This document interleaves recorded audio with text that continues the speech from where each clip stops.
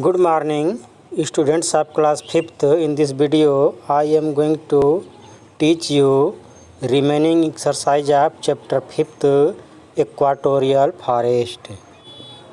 Answer the following in one word. आपको one word answer लिखना है।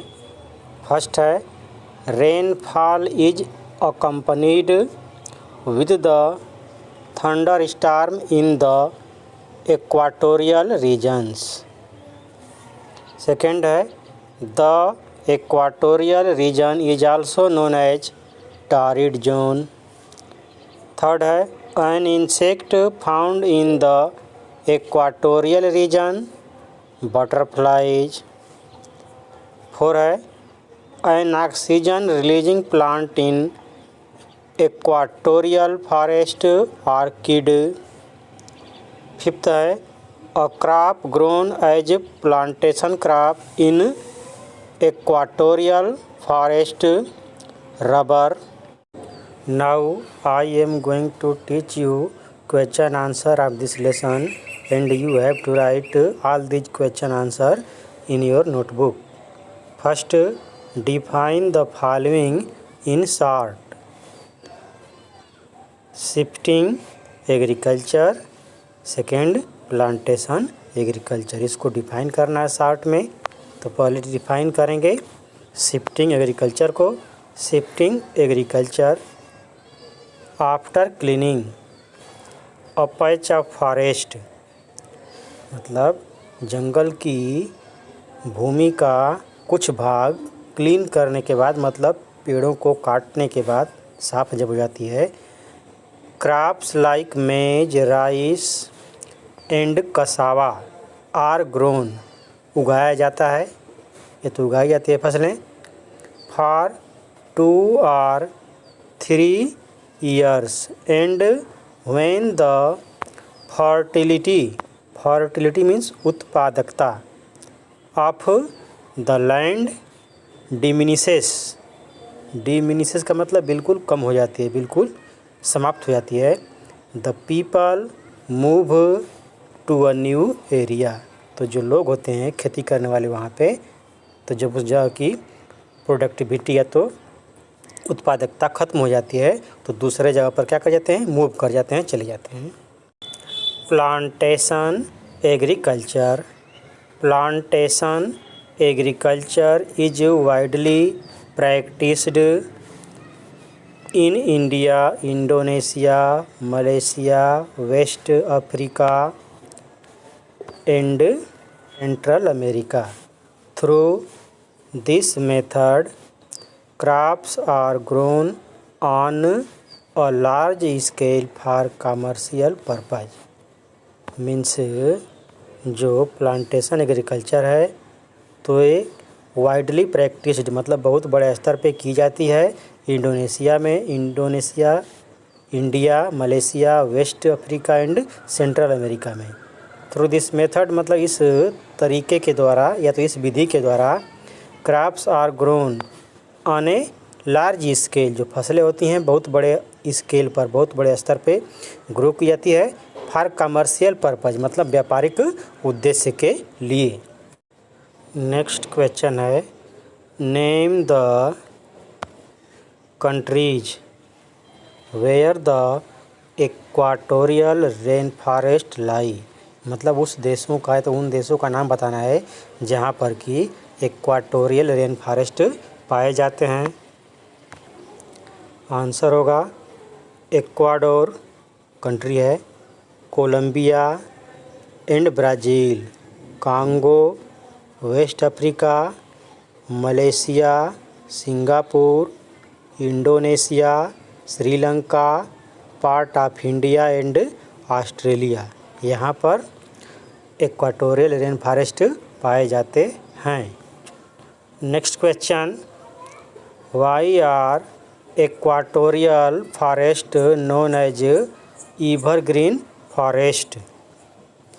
Answer as all the trees remain green, क्योंकि सभी पेड़ क्या रहते हैं, हरे रहते हैं, remain green, and do not shed their leaves at the same time, और अपनी पत्तियां जो है एक ही टाइम पर नहीं गिराते हैं, मतलब पतझड़ का मौसम वहाँ पे नहीं आता है।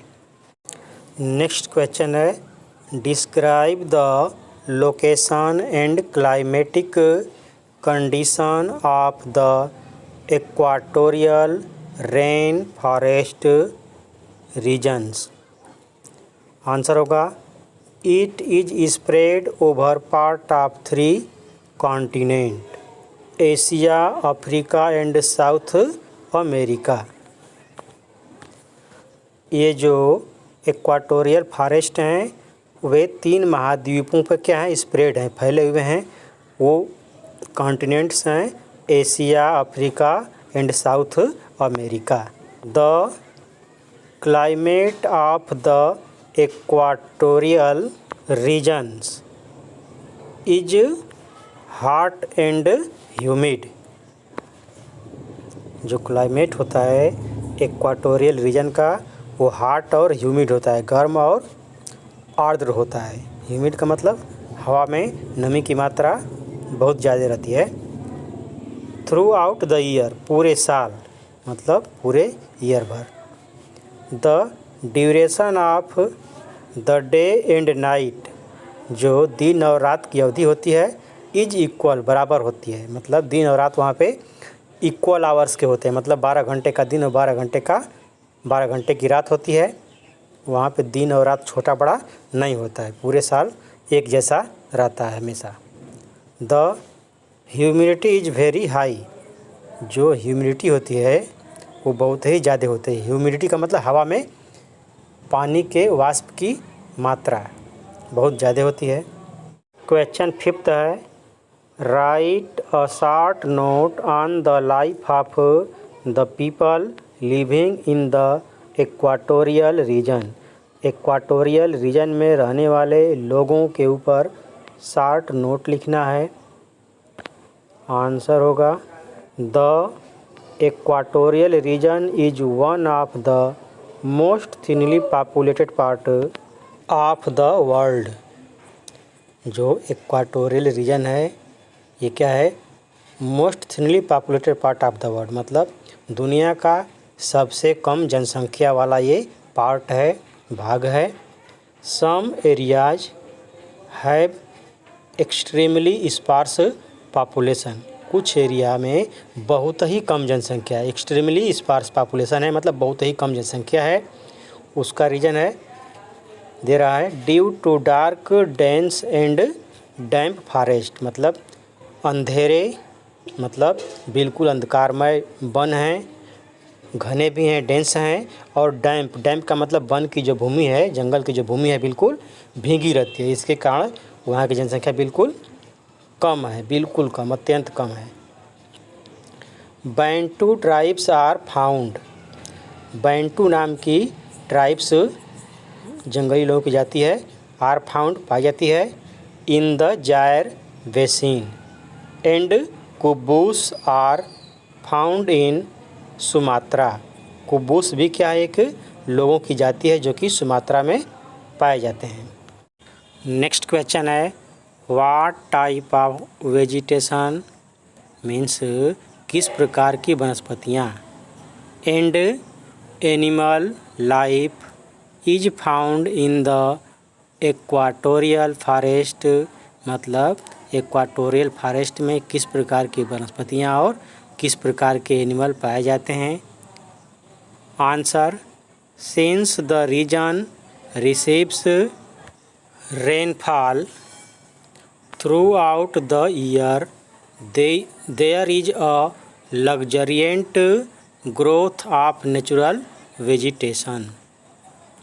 यहाँ पे नेचुरल वेजिटेशंस बहुत लग्जरिएंट होता है, मतलब बहुत ही घनी वनस्पतियाँ वहाँ पे उगती हैं जंगलों में, क्योंकि यहाँ पे साल भर बरसात होती रहती है। यही लिखा है, since the region receives rainfall throughout the year there is a luxuriant growth of natural vegetations. Animal like gorilla, chimpanzees, wild pig and okapis, okapis एक ये भी जानवर है are found in this reason.